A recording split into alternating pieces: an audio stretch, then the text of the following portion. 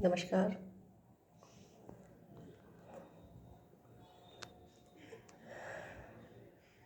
आज श्राद्ध की पंचमी तिथि है और आज मेरे बेटे अभी अग्रवाल, जिसका देहांत 28 फरवरी 2024 को हुआ था, आज उसकी तिथि है। आज मेरा मन बहुत ज़्यादा दुखी है। दुखी तो जब से ही है, जब से मेरे पति और मेरे बेटे ने इस दुनिया छोड़ा है। लेकिन आज उसकी तिथि है तो मुझे पता नहीं था कि मैं उसका श्राद्ध नहीं कर सकती, क्योंकि अभी उसको गए हुए 1.5 साल हुआ है। कल रात में पंडित जी से मिली थी तो मैंने उनको बोला था कि भाई पंचमी तिथि है कल, यानी कि आज, तो आप आ जाइए उसका श्राद्ध करने के लिए। तो उन्होंने बताया कि 2 साल के बाद, यानी कि जब तीसरा साल लगता है तब हम श्राद्ध करते हैं किसी का, उससे पहले नहीं करते हैं। तो उन्होंने मना कर दिया श्राद्ध करने से। तो मैं आज वो सब नहीं कर पाई, जबकि मैंने सारा सामान वगैरह इकट्ठा कर लिया था उसके श्राद्ध के लिए। लेकिन वो आज नहीं हो पाया क्योंकि पंडित जी ने मना कर दिया। बहुत सारे लोग पूछते हैं, इन 2 सालों में बहुत सारे लोगों ने मुझसे सोशल मीडिया पे भी या वैसे भी पूछा कि आपके बेटे को क्या हुआ। तो मैं आज तक बता नहीं पाई अपने मुंह से कि क्या हुआ था। मेरा बेटा अभी अग्रवाल, उसकी फ़ोटोज़ आप लोगों ने देखी होंगी, मेरे अकाउंट से पड़ी हुई हैं। वो 21 साल का था और वो एक होनहार बच्चा था, बहुत अच्छा, बहुत बढ़िया, समझदार। उसने कभी किसी को लौट कर भी जवाब नहीं दिया, कभी नहीं। कोई उसमें कोई ऐब नहीं, कोई कमी नहीं। कभी उसने किसी से कुछ भी नहीं कहा उल्टा लौट कर, चाहे किसी ने कुछ भी कहा उसे। वो बस केवल अपनी माँ से, अपनी बहन से, यानी कि मैं और मेरी बेटी, बस हम लोगों से ही जो उसे कहना होता था वो कहता था।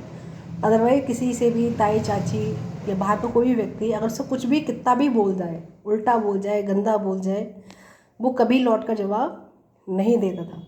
तो मैं उसको बोलती थी, तू कैसा है?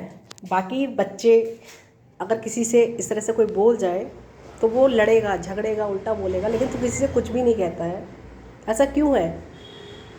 तो वो मुस्कुरा देता था, वो कुछ भी नहीं कहता था। मतलब वो दुनिया से बिल्कुल अलग था।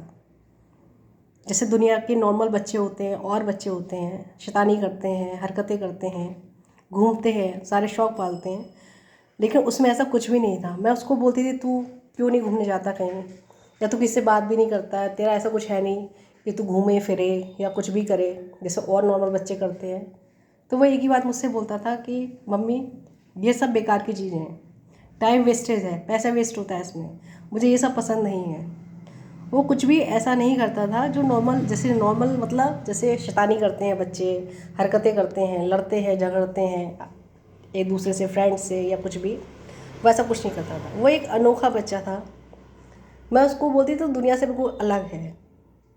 उस समय मैं ये चीज़ समझ नहीं पाई, लेकिन आज जब वो इस दुनिया में नहीं है तो मुझे एहसास होता है कि वो अलग ही था।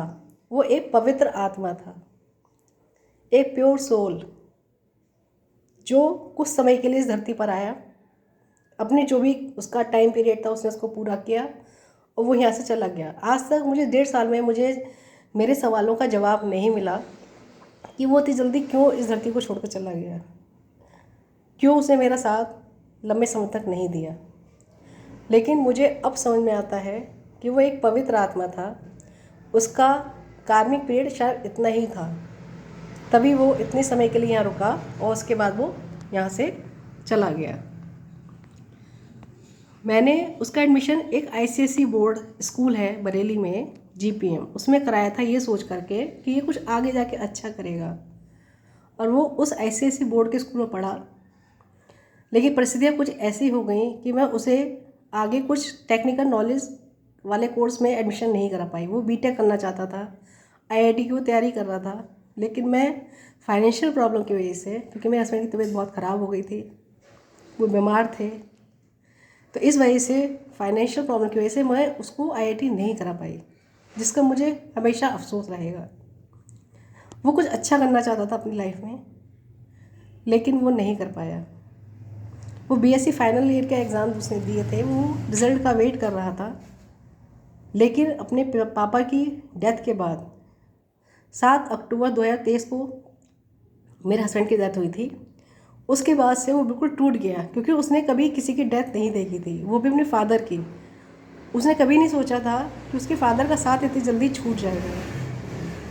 फादर की डेथ के बाद वो हमेशा गुमसुम सा रहता था, ना कुछ खाता था ना पीता था, ना उसे कुछ अच्छा लगता था। मैं उसको कहती थी, बेटा ऐसा मत किया कर, ठीक है दुख है, सबको होता है, मुझे भी बहुत दुख है, लेकिन अब हमें ज़िंदगी में आगे बढ़ना होगा पापा के बिना तेरे।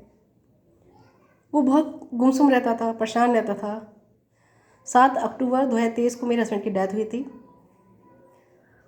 और 28 फरवरी 2024 यानी कि 4 महीने बाद ही वो भी इस दुनिया से चला गया, छोड़कर हमें हमेशा के लिए।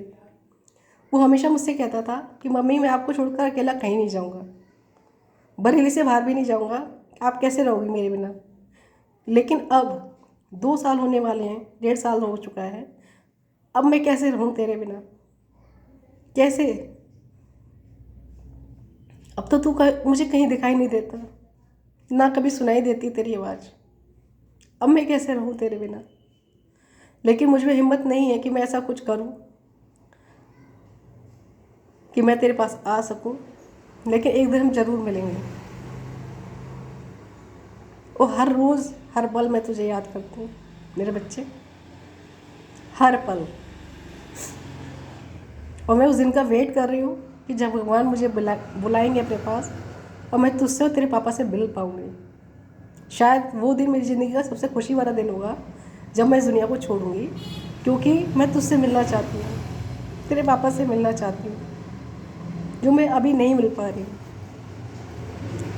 लोग जब मरते हैं तो उनको कष्ट होता है या उनको डर लगता है कि हमें इस दुनिया को नहीं छोड़ के जाना है, लेकिन मैं भगवान से यही प्रार्थना करती हूँ, भगवान मुझे जल्दी बुलाओ, क्योंकि मुझे अपने बच्चे से मिलना है, मुझे अपने पति से मिलना है।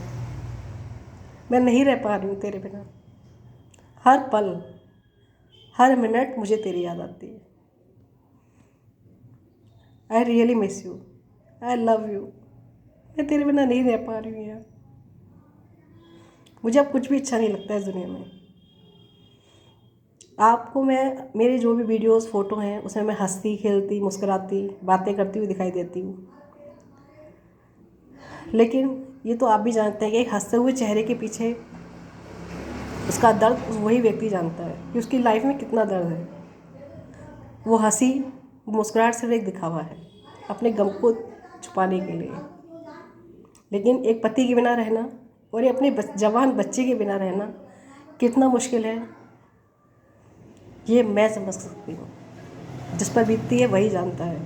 बाकी सारी दुनिया तो सिर्फ मजाक उड़ाती है, वही कहती है ये घूम रही है, फिर रही है, खा रही है, पी रही है, हंस रही है, इसे कोई दुख नहीं। लेकिन जितना दुख एक बच्चे के बिना और एक पति के बिना एक औरत की ज़िंदगी में होता है, ये वही समझ सकती है। उसके अलावा सब सिर्फ तमाशा देखते हैं और तमाशा बनाते हैं और झूठे इल्ज़ाम लगाते हैं, क्योंकि जब खुद पे बीतती है इंसान को तब उसको पता चलता है, दूसरे के दर्द को कोई भी नहीं समझता है। मेरे पति जब तक थे उन्होंने मुझे कभी नहीं रोने दिया, कभी भी नहीं। इतने सालों में 23 साल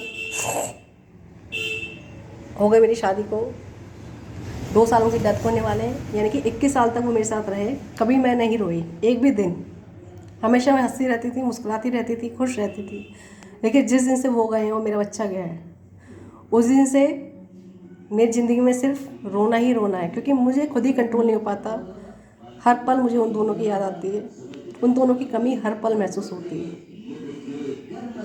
लेकिन वो दोनों मुझे कहीं दिखाई नहीं देते, कहीं सुनाई नहीं देते। बस भले ही लेकिन वो फिज़िकली मेरे साथ नहीं है, लेकिन इमोशनली और स्पिरिचुअली वो हमेशा मेरे साथ हैं।